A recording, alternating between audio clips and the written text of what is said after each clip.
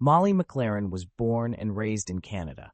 The 23-year-old had her whole life ahead of her, but just minutes after sending a text message talking about her constant feelings of anxiety, the college student was attacked in broad daylight.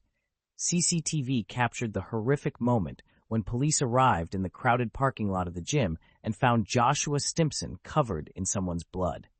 He willingly put his hands on the police car and surrendered as his victim was dying.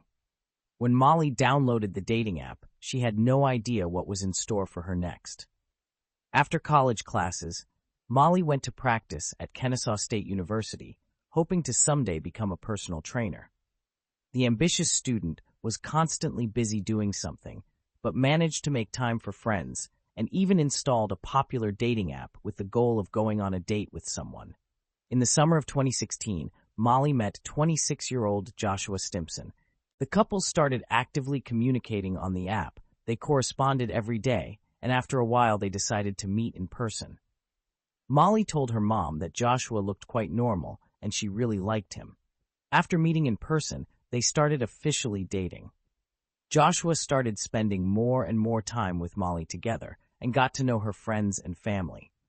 He became so close to her family that he preferred to spend the holiday, Father's Day, with Molly's father, for example. It was strange, however, that he didn't introduce the girl to his own family and always wanted to be at Molly's house. As far as one could tell, he had hardly any friends. As the couple grew even closer, he admitted to Molly that he was bipolar, although he was never officially diagnosed. People suffering from this condition have a hard time maintaining long-term relationships because of their volatile behavior. For this reason, the guy did not spend time at home with his family and had no friends. Over time, Joshua's interest in Molly's family and friends waned, and he told her that he only wanted to spend time with her alone. Molly's loved ones had a premonition that something was amiss. The girl's father later stated that he just wanted her for himself and was not interested in making new friends, or at least socializing with my daughter's friends. Molly's isolation from her family and relatives is a major sign of a toxic relationship. Other signs of abusive social isolation can be preventing participation in social activities, constantly demanding to know your partner's whereabouts, checking messages, mail, phone calls, etc. Joshua became very controlling of Molly, refusing to spend time with her friends, not letting her go to school or practice. He even quit his job when summer vacation started, so he could always be there for her. Molly wasn't annoyed by his behavior. She asked him to find another job. When Joshua's controlling behavior began to bother Molly a lot, she informed him that she wanted to take a break and distance herself from him. Joshua tried to manipulate the situation by stating that Molly was unhappy with other aspects of her life, not him. One day, he accompanied Simi McLaren on a trip to Essex to celebrate Molly's aunt's birthday. At the party, her parents couldn't help but notice that Joshua was watching their daughter very closely. He seemed upset when she danced with her cousins.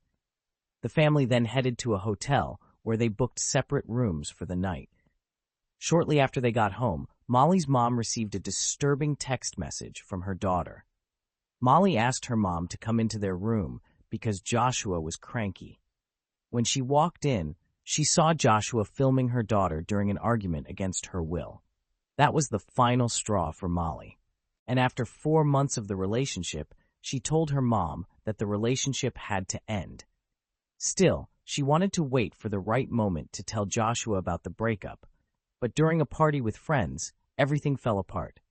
Molly told Joshua that they had officially broken up. The guy took this news very negatively. Ending a relationship is the most dangerous time for a victim of domestic violence.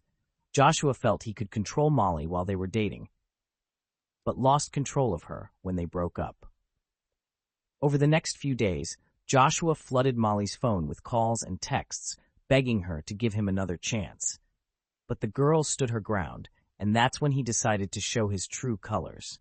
He began to write on Molly's page in social networks various nasty things, went so far that even marked her friends and relatives so that they read it all.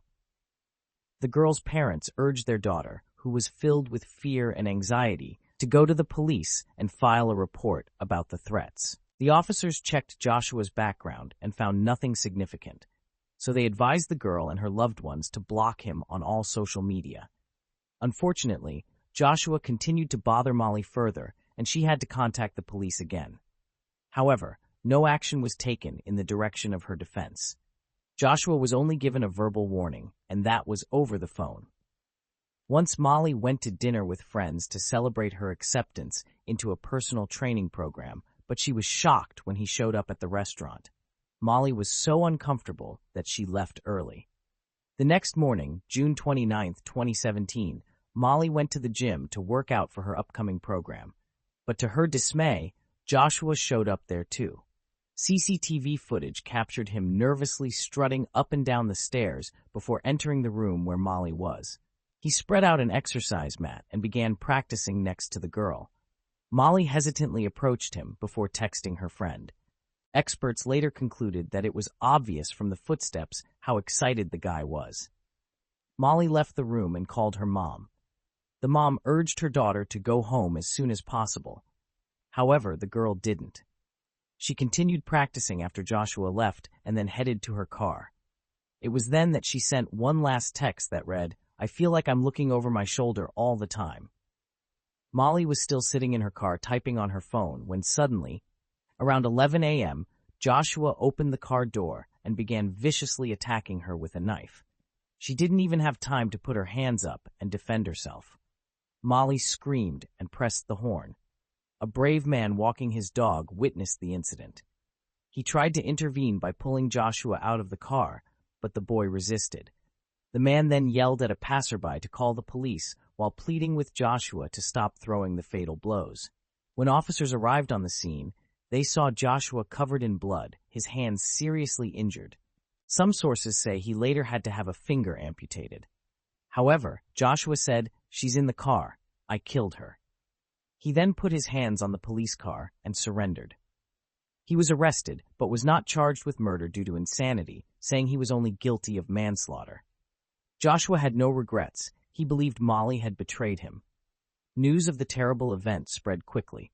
The whole country was shocked, but even more horrific was the brutal nature of the crime. Forensic experts stated that Molly had suffered at least 75 stab wounds all over her body, and her throat had been completely slit.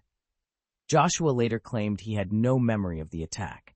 His lawyer said the boy had a personality disorder due to childhood trauma. The investigation brought in a psychiatrist. The specialist concluded that the man had full control over his actions and did not find him to have a personality disorder. In addition, the court showed footage of Joshua buying a knife and pickaxe just a few days before the crime, which proves premeditation. He may have had the knife with him last night at the restaurant, but the right opportunity just didn't present itself. It also turns out that shortly before they met Molly, Joshua was stalking another girl. Her name was Alexandra Dale, one of his ex-girlfriends. She told investigators that she went to the police 3 times. The boyfriend threatened to harm her, but the police took no action. After Alexandra's statement, just 4 hours later, the jury unanimously found Joshua Stimpson guilty of the crime and sentenced him to a minimum of 26 years in prison. The parents of the girl were so shocked and grief-stricken that they refused to give interviews. By the way, it is also known that Molly struggled with bulimia and then with anxiety caused by an eating disorder for many years of her life. The Molly McLaren Foundation was created in honor of the girl by her family and friends to fund well-known charities that educate, raise awareness, and support people suffering from eating disorders. I recommend watching the other videos. Click right now and also subscribe to my channel. See you soon.